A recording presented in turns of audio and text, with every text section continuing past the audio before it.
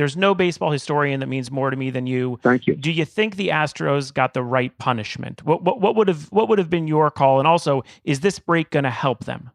I think the break will help them because other things have taken center stage and everything else is put into a different perspective in terms of how much importance we give it. And there are not going to be any fans in the stands. So when the Astros, in theory, play a road game, nobody is going to be booing them. They'll get around to it. They'll still boo them in 2021 and beyond.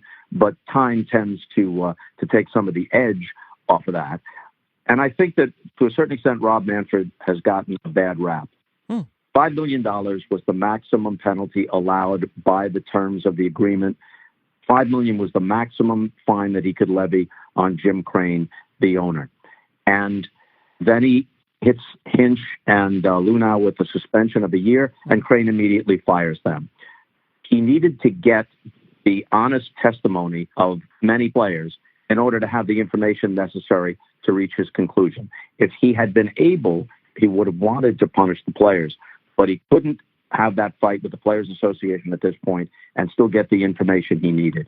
As I've said before, I'm pretty sure that in the upcoming CBA, just as eventually baseball and the players agreed that they should codify testing and penalties if you use performance-enhancing drugs, I think that there will be specific penalties for players if they engage in this type of activity going forward. Wow. So I think that Manfred, under the circumstances, did pretty close to as well as he could have. His biggest mistake actually came after the fact when he referred to the trophy. Well, it's just a piece of metal. Yeah. But we're taking it away. That seemed too cavalier. He realized it afterwards and apologized.